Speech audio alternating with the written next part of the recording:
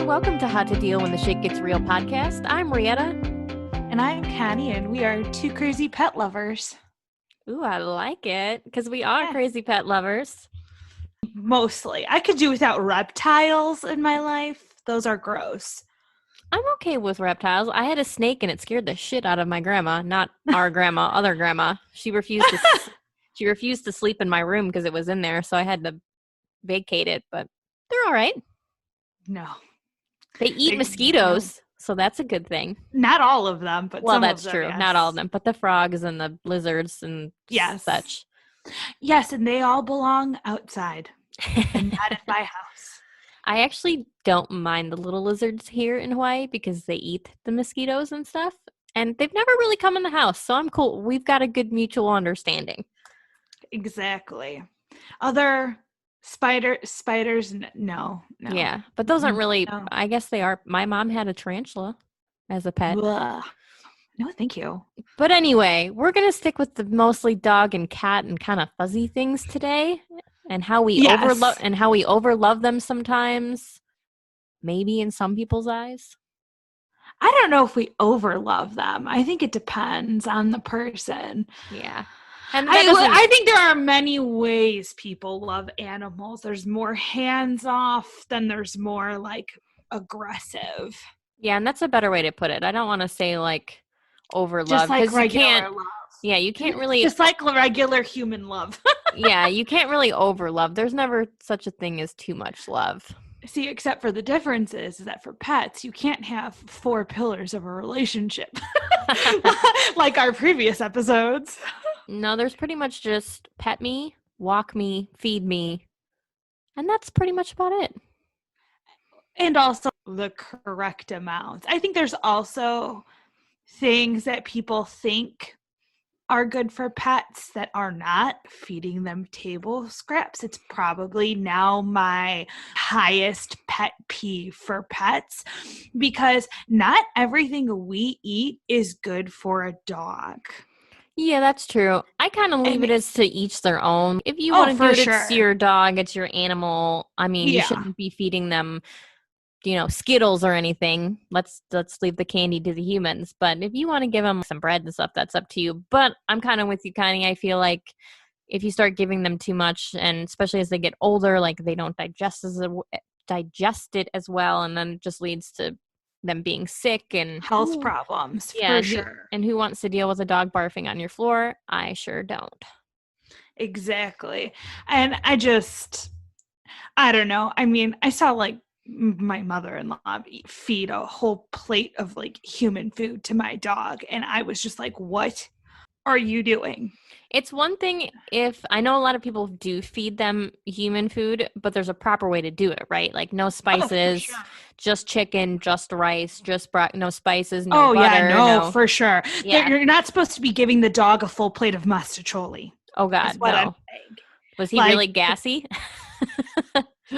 I don't remember. I got it away from him after a few bites, but I was like, what are you doing? And Flame was probably like, no. Like, my dog eats dog food. We finally got him a food that he likes. He should not be eating people food unless I decide for a treat one day you'll get a plain scrambled egg made for just you. You know what I mean? Not full on human food. Just let me give you what I'm eating, because our taste buds and digestive system very different than a dog's. Yes, very different. But we're not here to complain or belittle or whatever your prerogative is. We're just going to kind of talk about pets, how we love them, if we train them or not, and all that good stuff. Yes. Well, it's just pets in general. And Rietta probably thinks I'm crazy because she doesn't do the birthday treats or whatever, and I definitely do. We gave him a 5-year cake. It was really cute. I'm now, okay, that was kind of a waste of money because he didn't even know what to do with it. I had to chop it up and put it into his bowl with his regular food to get him to eat it. So was that really worth $20? Probably not. You did get a cute picture though, so it wasn't. Oh, it was a picture of Flynn being like, what are you doing? What is this? I don't get it. But still very cute, yes. But I feel like next time I'll do just like a $3, $2 cookie instead of a $20 cake. I'm pretty sure my luck would be that Mac wouldn't even eat it. He'd be like, I don't know what that is, and I don't want it. Flynn was just like, what are you, when we just offered him up just a slice, he was like, what the fuck is this? He was, at first, he was moving it aside to get his regular food because I didn't chop it up small enough. That's hilarious. He was just like, and we're moving this. I think I never really did the birthday thing because I've always rescued dogs and I've never known when their actual birthday is. Like the cat that I have now is the first animal that I actually knew the day that they were born on. Before it was just, oh, he was born in June. You had an idea of a month, but you didn't know the day. So I don't know. And like you said, the dog doesn't really know. I mean, I buy him stuff all the time anyway. What's the difference? That's true. That is true. Yeah, and the only reason why we know is because for whatever reason, our shelter had the exact date and month. I mean, who knows? It could have been wrong. They could have been guessing. But we assume, oh yeah, no, that's his birthday. Which is the same day as my husband's, so I can't forget now. Yeah, right. Now you'll always be like, and it's Flynn's birthday as well. And my husband will be like, who or what is a Flynn? And then it'd be like, it's an adorable puppy. The end. The end. It was a really quick story for you, love. Some people celebrate the dog and cat birthdays. We're laughing because this is actually our second time recording this, y'all. We had a really bad week. Yeah. Not last week, but the week before. Very upsetting. Our recordings did not come out well. We are going to sue Skype for big time money. So if she's really suing them, I'm not. I was gonna say I don't think we have that kind of cash, but good luck. It was totally kidding. It was just one of those situations where we were like, God damn it, we were on point, and now we have to get back on point. We were ahead of point schedule because we did 2 weeks back to back and everything. But anyway, we're done complaining again. So you guys need to share with us on our Instagram if you do dog or cat birthdays or not, or if you just buy stuff all year and just call it good. Hey, they have a dog birthday hashtag. Of course they do. Instagram has everything. It's not a very large one, but hey, it exists. It's still there. Yeah. Well, actually, and you know what? I know people asked me if I was throwing him a doggy birthday.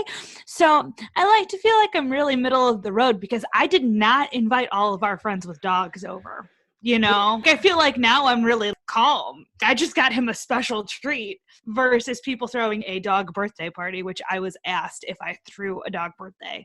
The answer was no. I've never thrown a dog birthday, so let us know, Instagram fam, if you throw dog birthdays. If you are doing the the DJ throwing. Oh no, I guess that wasn't DJ. It was Kimmy throwing the dog birthday. But just let us know. But yeah, I don't know. I love Flynn, and I like doing all of that kind of stuff for them. And I do believe that people can go a little overboard. I mean, you've seen, especially for the little dogs, like the little dogs have all the outfits. That's so crazy to me.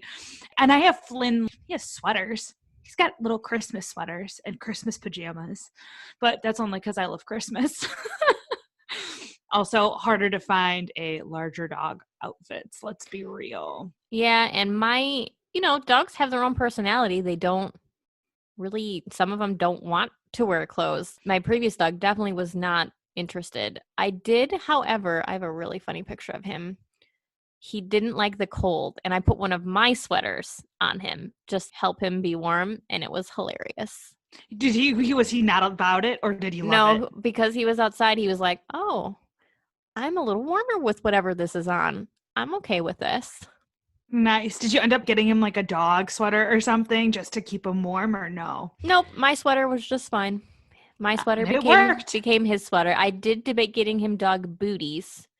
I have debated getting Flynn dog booties as well for a totally different problem. Yeah, I've debated it too for my current dog, Mac, because I want to take him hiking, and he's such a freaking girl. He doesn't like rocks. He doesn't like sand. He doesn't like mud. And I was like, well, maybe if I put dog booties on him where he won't feel it as much, maybe he'll be okay with it. But then who knows if he likes the dog booties. So, and they can be a little expensive, not crazy, but for a sock, basically. Oh, okay. Yeah, I thought about getting that for Flynn as well because we have this grass fungus, and I believe that is what he is allergic to. And I was like, well, if we put dog booties on him, it doesn't get into his paws, and you don't have to worry about it. Oh, well, there you go. Yeah.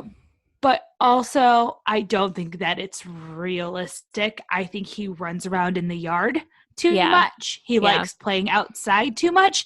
And he'd be like, what the hell are these things? Get them off. Because he doesn't really like people messing with his paws in general. So I can't imagine him being like, this is fine. Most animals don't. And you see those funny videos that people post. You know, America's Funniest Home Videos has them too. The first time you put the booties on the dog that they're doing like this weird thing and they're really funny. So I'm sure that would probably be what was going on. But he does not care if I put a sweater on him, a bandana, his pajamas. They're all different. I have to say there's a girl down the street that has a cat, and she rides her bike a lot of places, and the cat will sit in her basket in front of her bike and just hang out. Just go for a ride. Goes for a ride with her. I was like, man, I wish my cat would do that. I wish my dog would be calm enough to do really much of anything outside. It's so cute. Backyard. It's something out of like a little movie. She rides around in her little beach cruiser with her cat, just this big fluffy cat, just chilling. I just can't believe that it's a thing to have a cat harness and leash. And I wish I could get a cat that is cool enough to go on some walks, because I remember in college and when my brother-in-law got a cat, that they had a cat harness and leash, but the cat was not interested in it. And then I had a neighbor in college who actually did walk their cat. And I was like, nice. I want a cool cat who's just like, yeah, I'm down for a walk, or just to hang out in your basket or whatever. I tried to walk mine. He's too terrified. He's hunching to the ground, doing the head darting back and forth like, where am I? What's that? What's making that noise? Who's over there? What's going on? No, I want to go back inside. He is not all about it. No. He's like, oh, nay. Bring me back. Well, I mean, if I let him out in the backyard where it's fenced in with Mac, he's like, all right, this is okay. But on a leash, nope. That's hilarious. I mean, I think that is much preferable than have neighbors and people in this neighborhood let their cats roam free. Mm-hmm. And the cats have killed birds in front of me. And like she talked about on previous podcasts. Yes. Have I? I don't even remember. It's been that long. But I'm just, that to me is like, no, it's a cat. It should be inside. And if you cannot keep your cat inside, then give it to a family that can, because it's endangering species. So please don't. Yeah, I have a feral cat that I feed outside. I've been trying to convince him to come inside, but we haven't made it there yet. That is how my friend ended up with like 3 cats. Yeah, I'm hoping he will. 3 cats and 2 dogs. I'm hoping he will let me, but I don't know how long he's been out there, and I've been feeding him for a while, and he's still sticking pretty good to his guns. So we'll see. Either way, I mean, I guess you feel at least a little bit better that you've given him food. Yeah, and he tends to sleep in my garage, so. Aw, that's so cute. He's getting closer. You know what I mean? Closer. He does. He does let me get a little closer every time, but I have not pet him yet. You'll get there. You'll convince him. He's so pretty. Look at my blue eyes. I'm honest. Let me pet you. I know. He's so pretty. But moving on, let's talk training. Do you train your pets? How do you feel about training? I think I would train my next pet much more and much differently than I trained my current pet. And this is a little bit of a story, but basically we got Flynn. I knew he was a pit bull lab mix. I did not think he was going to be this as tall as a person. Mm-hmm. Tom thought he would be tall enough to basically give you like a human dog hug. So in the beginning, when he was a puppy, he would pet his chest to get him to learn that motion. Mm-hmm. And let's just say he still jumps and he is not that tall and gives you basically a gut punch every time. So I would not do that.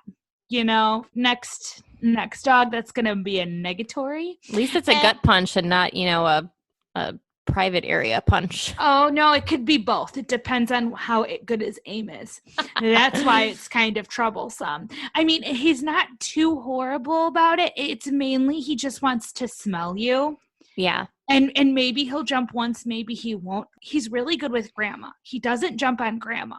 Good. Like, he knows but there's certain people who get really excited about Jeff because Jeff plays with him a lot, that he's all about it. He's like, oh my God, I can jump on you because you play with me and you like it. Even if that's not really the case, but more nervous. It's kind of funny though. We're doing that again. Yeah. It's just funny that you bring that up because that is how Kyle is with Mac, our dog. He pats his chest and Mac jumps up, gives him a hug, and that's like their thing. He only does it, well, occasionally he'll jump up if he gets excited, but most of the time if new people come in, because we did rescue him and he was abused, he's usually hiding at first. And he usually only does it if you tap your chest. He knows that that's the only time you're supposed to. But that's just funny that you brought it up because that's definitely what my husband does with And it would Mac. be fine if he only did it to Tom and if he was big enough. But since he's a pit bull lab mix, he's short. Yeah. He is a short because of the combination. If he was a full lab, it would be probably a different story. Yeah. But or if he was like Mac, whatever. where he only does it if you tap your chest. He doesn't just jump. Well, even if you tapped your chest, you would still be getting a gut punch. It would not be a cute little like dog human hug. You know what I mean? Yeah, it just would be better, if you at least had it under that control where he only did it if you tapped your chest. So if you didn't tap, then you weren't getting a gut punch. And actually, as time goes on, he's gotten much better at it. And I feel like it's really just his way of being like, I want attention. Because this is how Dad showed me how to get attention. Mm-hmm. Because when he was teaching him it was, oh, you want pets? Like, come here, up. And now he's an adult dog. Not so cute. Not so cute, but yeah. Otherwise, training, we did all of the usual, like sit, stay, paw, all that kind of thing. He could also use more training, more leash training. We didn't spend enough time. I blame having a backyard. His mom had a backyard. You're just letting him go out versus having to really like leash train. And so then when we got to this house and we started going on more walks at 5 years old, he was like, wait, what? What's going on? So yeah, leash training, I could have done that better. I think leash training is definitely really important. That's one of the things that I really focus on when I train is being good on the leash, listening to commands. And if you have them trained good in general, then they should listen to you on a leash too, especially if you get a choker collar or a pinch collar. It helps to remind them like, oh, okay, I'm not supposed to be doing that. I can't pull them down the street, And Tom refused to get either of those things.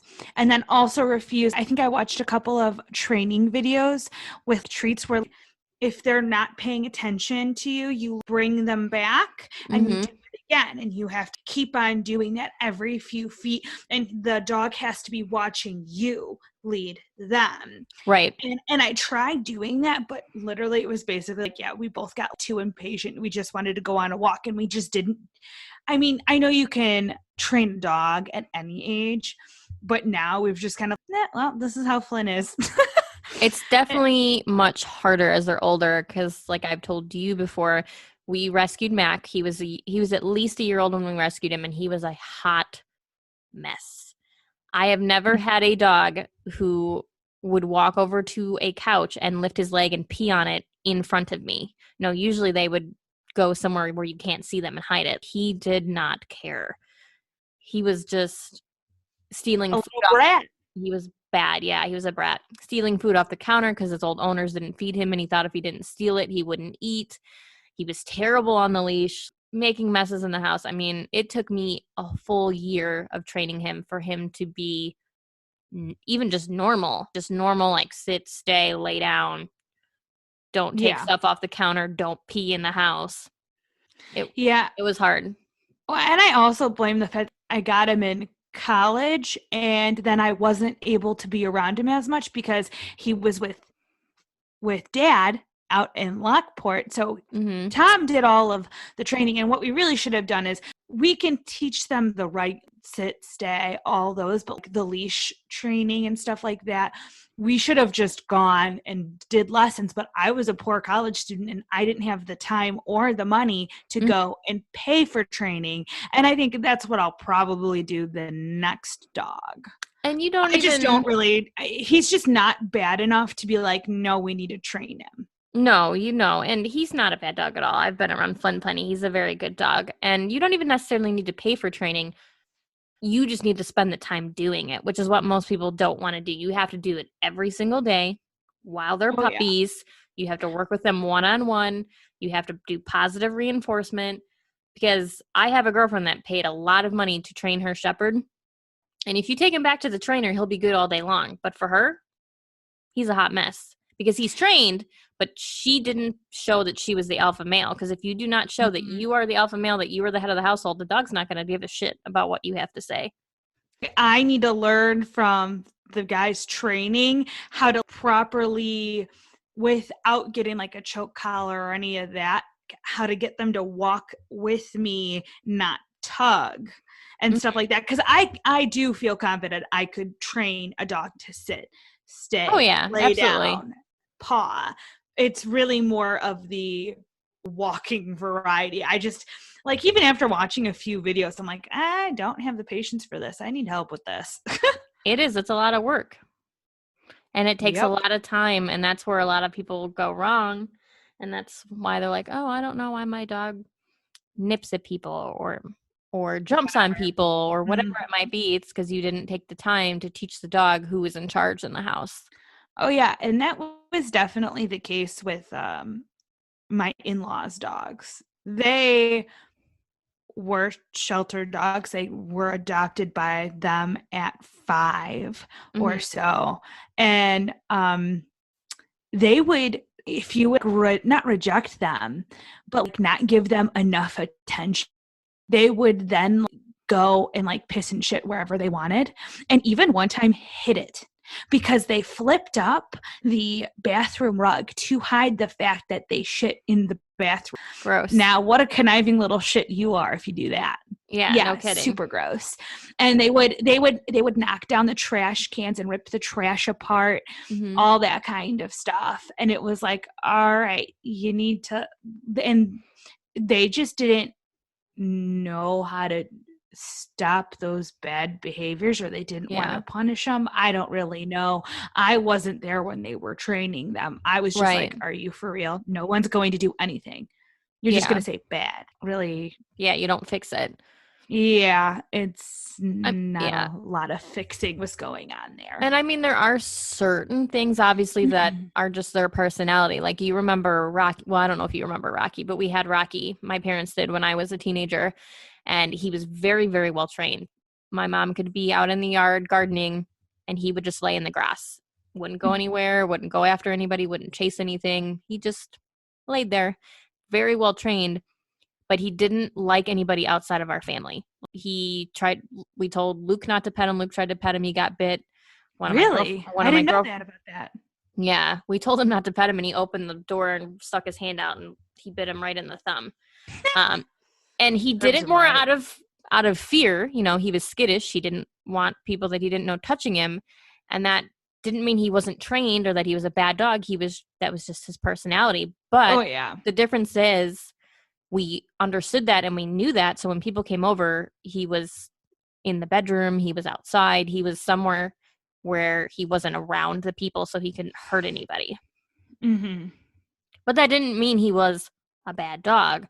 That just was part of his personality, and he just wasn't super people friendly. Yeah, and these dogs, they were just a little spiteful. They were like, no, you're not giving me enough attention, and because of that, I'll show you. Yeah, right. Yeah, that's a totally different kind of behavior. Obviously, that is a training issue and something else is going on if they're having separation anxiety or whatever it is. But yeah, there are they got older. A lot of different factors.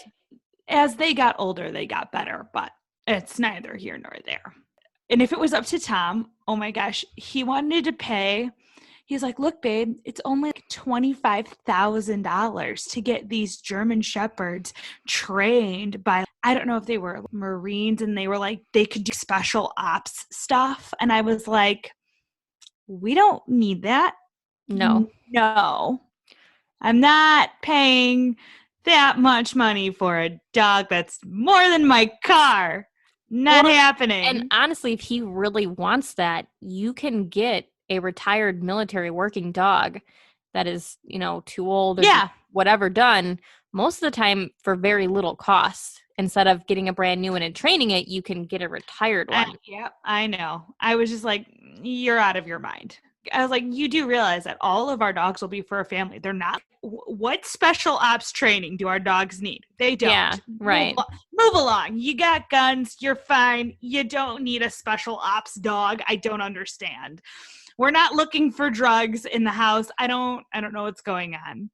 No, you don't need any of that. Exactly. I'm like, you crazy person. That's fine. Funny.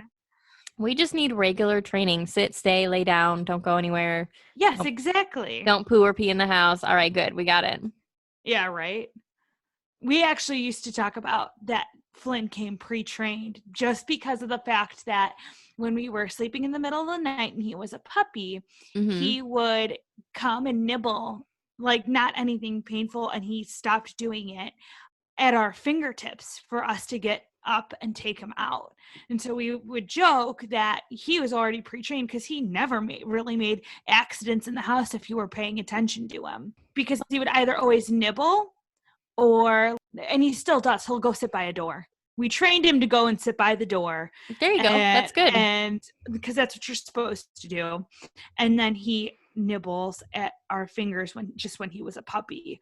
And it was just a transferring from nibbling to go sit at the door and I will let you out. Yeah.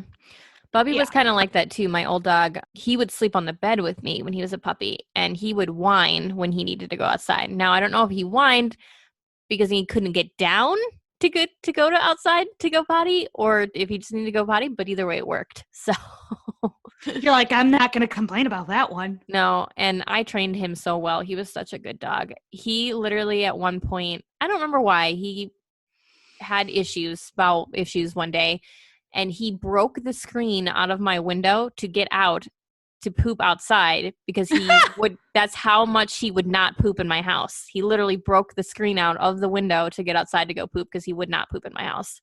That's hilarious. I would have paid to see him do that. You know what I mean? Be like, yeah, I didn't even see him do it. I didn't see him do it because I was at work, but he definitely did it. The screen was out when I got home. He was outside. You were like, well, okay, this happened today. I was like, well, thank you for that effort. Now, later on when he got sick and he couldn't control it anymore, that was a different story, but that was also not his fault, and he was sick. No, that's not their fault. Yeah. I know. Good boy. Very well trained. I did a very good job with him. Yes, you did. Sometimes these dogs are just too crafty for their own good, because Flynn can get out if the lever is for the door handle is the push down.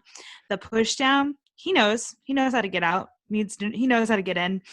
I was like, you, my friend, are way too crafty. Yeah, we're gonna have to fix these doorknobs.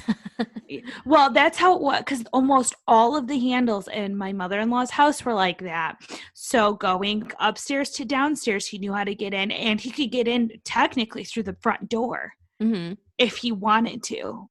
Thank goodness he never did, and we locked the door for the front door anyways, so that he didn't go out and get the mailman, I never really noticed him liking the mailman until we moved into this house, because now he gets excited at 12 o'clock whenever the mailmans are out. I'm like, wow, way to be a stereotypical dog, Flynn. But Bubby, my old dog, I'm pretty sure he lived to torture the mailman. The mailman was so scared to come to our door. Like, even if the screen door was closed, which clearly he's not. I mean, it was more than just a screen door. It had a metal frame. So there was no way he was going to get that door open. He would leave the package around the corner from the door because he was so terrified of Bubby. Oh, poor Bubby. He was like, he's not mean. No, Bubby really wasn't mean, but that's why I say I think it was a joke in his dog brain. I'm going to fuck with this mailman and bark and look all mean, because he did look mean if you didn't know him. Oh, yeah, so does Flynn. He was an 80-pound Great Dane Blue Heeler mix, and he had the big old blocky head. So people saw him and they were like, oh my God, what is that?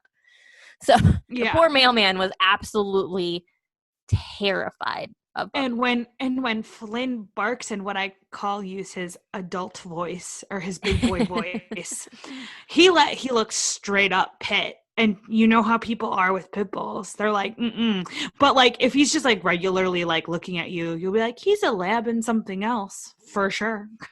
Yeah, I think people thought Bubby was part pit too, because he, like I said, he had the big blocky head, mm-hmm. But it was just the Great Dane, like Blue Heeler mix that just made him. But he was taller, which is kind of funny. Mac could walk underneath him, and that's how he would annoy him. He'd like walk under him and stop, and Bubby would be like, What are you doing? Get out from under me. This is not okay. Stop. I do not like this. Oh, it's also really hilarious. So a friend of ours got a long-haired Chihuahua, and the Chihuahua is in love with Flynn. Aww. Oh my God. The baby, because it's only 3 months old, the baby follows him around. Aww. It's so cute. That's cute. And even tried to like climb on top of Flynn, and Flynn was not having it, and I like stopped it before it could happen, because like I like saw Flynn like almost about to like nip at him, like, what the hell are you doing? Get off me. Because he was kind of like pawing his back end. It was hilarious. That's awesome. I actually, when I was younger, I had ducks, and we had a big Great Pyrenees. I hope people know, I'm assuming people know what Great Pyrenees are, big white fluffy dog. And I had 2 ducks, and one of the ducks died, and there was only one left. So the one was really lonely. So he would climb on the back of the dog and just kind of like burrow in and sit. And the dog hated it to a passion. Like he would bite the duck's beak. He had holes in his beak from the like biting him. Oh no, poor little ducky. But finally, he didn't bite him like hard. It was kind of just like enough to be like, hey, get the hell off me. But eventually, because the cotton was pretty old, he just gave up and just let the duck sit on him. But it was hilarious. He was like, fine, I guess I'll allow it. Well, the duck wouldn't give up. No matter how much he bit or got up and laid down and got up and laid down to get him to go away, it didn't matter. He came right back. So he finally was just like, I can't win this. So we have really funny pictures of this duck sitting on the back of the dog. It's really funny. That is really funny. I didn't know you had a duck. Yeah, we had 2 of them. I was pretty young, so you might have not have even been around yet. Probably. Yeah, I was. What inspired your parents to? I want a duck. My mom always liked them, and Grandma actually found them for us. Grandma and her farm life. So we had 2 of them, and they were great. They were a lot of fun. They followed me in a line, just like I was their mommy. Just like they followed their mommy in a little line. Oh my gosh, that's so cute. I would totally get ducks again. They were a lot of fun. If it was up to Tom, we would already have chickens in our backyard. And I was like, not at this house. Yeah. Because I don't feel like we have enough land, and we don't have enough privacy. Yeah, you need some space. Our neighbors actually not our neighbors, my parents' neighbors have chickens. And Mac usually doesn't really pay attention to much. He's just not that kind of dog that like chases stuff. But he saw the chicken. Oh, he wanted to chase the chicken. He was like, I don't know what that is, but I want to chase that. That's hilarious. That's why dogs are so funny, because it's like they really do have their own personality. And they're very like, Flynn is very interested in it just depends on what it is. Like sometimes he could care less about like a squirrel or a bunny, and then he'll just see one and he'll be like, oh, that is my friend, must go after it. But every other one, it was like, I don't care. Yeah, I had a rabbit. We had a rabbit for quite a while. We got it for Jackson when he was little, and my parents come and visit, and they have George. Oh, my Lanta. George did not like that bunny. It was in the cage and he's running around and he's whining and he wants to get to it and he wants to get it out and he's running in circles and around the cage. And my mom's like, what is happening right now? I'm like, George is freaking out. He wants the rabbit. Was that in California? Yeah, I was. Yeah. We would have kept her, but it was too hard to bring her here to Hawaii. There's a lot of stipulations. So gave her away to somebody else. But I don't know if George wanted to play with it or eat it, but he was not happy that it was in a cage and he could not get to it. That's quite funny. My dogs didn't care. I don't know if it's just because they were there with it all the time that they got used to it, that they were like, all right. Sometimes it's just the dog's personality. They're like, it's just another fuzzy thing that lives here. It's like the dog and the cat. When I first got the cat, they both were like, we do not play this game. And now the cat loves the dog. The dog's like, I could take it or leave it. Basically, yeah, he could take it or leave it. The cat does the head rubbing thing on him and he lays by him and Mac gets up and moves. And I'm like, way to be an ass, Mac. He's just trying to be cool with you. Just be cool with the cat, all right? The cat loves you more than me, apparently. So just go with it, okay? And well, I think we covered our main things. This isn't one that has to be long or crazy. We just want to express our love for our pets because it's a lighter topic and Lord knows we need it right now. Yes, and a lot of things you see all the time on social media and stuff is freaking pets. And my in-laws just lost their pets, and that was a very interesting experience for me because I've never actually lost a pet. And they are still very deep in mourning. And Tom's like, they should just get a new dog. And I was like, they're not ready. Yeah, no. His mother is not ready for another animal. No, and that's perfectly okay. I wasn't ready for a good year after Bubby, which is when I finally got the cat. And that's okay. It's okay not to be ready. Well, and it was more like she was it was the day or two after the pet died. And she was looking into the mix of the two pets that died. And it was like, yes, take two animals that have a lot of breathing issues, hip issues, and combine them together. Sounds like a great plan. And also it was kind of ugly in my opinion. We won't go there though. And then she was even giving them names of combining the names of the two that passed to give to the new dog. And we were like, don't buy a new dog. Yeah, that's when you know you're not ready, when you're combining old names. Yeah, don't do that. Yeah, exactly. It was just like, no, you're not ready. Just don't. Yeah, for now. And it's okay not to be ready. Don't rush it. Yes, because I had a friend who was like, yeah, I rushed into I couldn't bear to go home without an animal. So I went to a shelter and got an animal. And I hated that animal for about a year because it reminded me. Yeah. And you don't want to feel that way. And then I loved it. Clearly took at least a year for her to get over the passing. Yeah. That's about how long it took me, about a year. And I still wasn't 100% on board, which is why I got the cat instead of another dog. I was like, well, this is kind of a middle ground. Yeah, something a little different. Yeah. And I don't have to spend hours training because I was not ready to do that. You could tell the story about the cat's date of birth. Oh, yes. Yes, I can. So yeah, I had to put my beloved, my college dog, I'd had him for 10 years, down May 23rd. I guess it's been 2 years now, I think.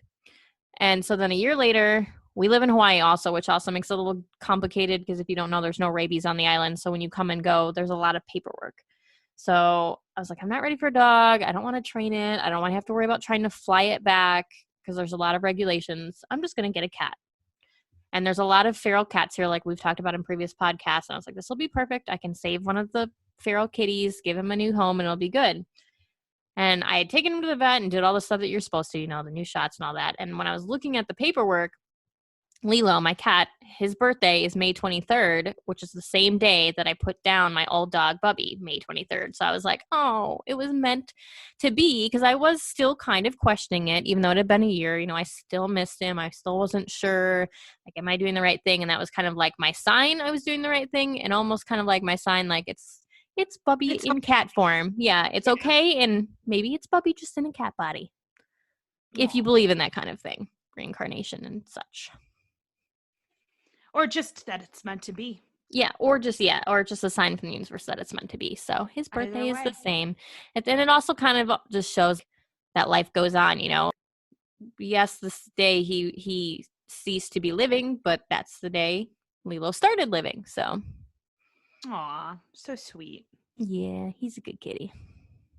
A little crazy, but that's cats. And if you have any crazy fun dogs and or animal cat stories, whatever, maybe you're going to try to convince me that I should like reptiles. I mean, good luck, but please tag us, let us know any of that. I'd love to hear all about it. I love pet stories, and I think that's just because I am a pet mom at the moment. I am not an actual one. I just love pets, period. Obviously, dogs, yes. cats. We've had a duck, we've had a bunny, we've had it all. So share all your pet stories, whatever it may be. If you've had a pet tarantula, let us know. Ugh, still not into it. Maybe you can convince me. All right. Well, thank you guys for tuning in. I'm Rietta. I'm Connie. And thank you for listening.